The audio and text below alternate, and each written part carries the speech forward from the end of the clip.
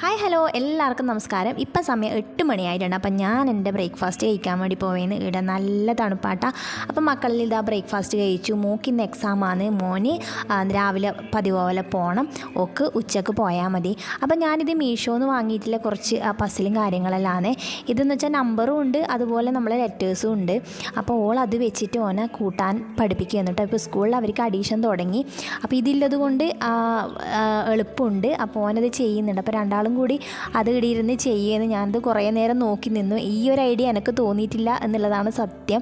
എങ്ങനെയാണ് ഇതൊന്ന് പഠിപ്പിച്ചെടുക്കുക എന്നുള്ളൊരു ടെൻഷൻ ഉണ്ടായിരുന്നു. പക്ഷേ ഓളത് നല്ല രീതിയിൽ തന്നെ ചെയ്യാൻ വേണ്ടി പറഞ്ഞു കൊടുക്കുന്നുണ്ട്. ഓനാണെങ്കിൽ ആ പോലെ ഓൾ പറഞ്ഞു കൊടുക്കുന്ന പോലെ ചെയ്യുന്നുമുണ്ട്. അപ്പോൾ ഇതാ സനിച്ചേട്ടൻ പോകാൻ വേണ്ടി റെഡിയായി. അച്ചൂട്ടനെ ഒന്ന് അച്ഛൻ സ്കൂളിൽ കൊണ്ടാക്കി കൂടെ എന്നല്ല ഇങ്ങനെ സോപ്പ് ഇടുന്നുണ്ട്. പക്ഷേ വണ്ടി ഏതായാലും വരും. അപ്പം പിന്നെ അതൊന്ന് വേണ്ടാന്ന് പറഞ്ഞു. സനിച്ചേട്ടന് പോയി. ഇന്ന് ആലക്കോടാണ്. അപ്പം ഇന്ന് കുറച്ച് നേരത്തെ പോകണം.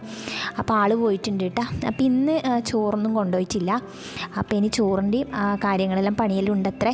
അപ്പോൾ ഇത് അച്ചൂട്ടൻ്റെ വണ്ടി വന്നു. ഞാൻ വേഗം ഓന വണ്ടിയിൽ കയറ്റി വിട്ടു. ഇനി ഉച്ചക്കത്തെ പരിപാടി. അപ്പോൾ ഇന്ന് വഴുതനങ്ങ ഉപ്പേരി ആക്കുന്നത്. അപ്പോൾ മഞ്ഞൾപ്പൊടി അതൊന്നും ഇടാണ്ട് വെളിച്ചെണ്ണ നല്ലോണം ഒഴിച്ച് ഉപ്പിട്ട് നമ്മൾ വാങ്ങാനാവുന്ന സമയത്ത് കപ്പപ്പറങ്കിയില്ല, നമ്മളെ കാന്താരി മുളകും വെളുത്തുള്ളിയും ചതച്ചിട്ടതാണ്. പിന്നെ നത്തല് ഇതുപോലെ പൊരിച്ചെടുത്തിട്ടുണ്ട്. രാവിലെ ചെറുപയർ കറിയാണ് പിട്ടിനാക്കിനി മക്കൾക്ക് വേണ്ടിയിട്ട്.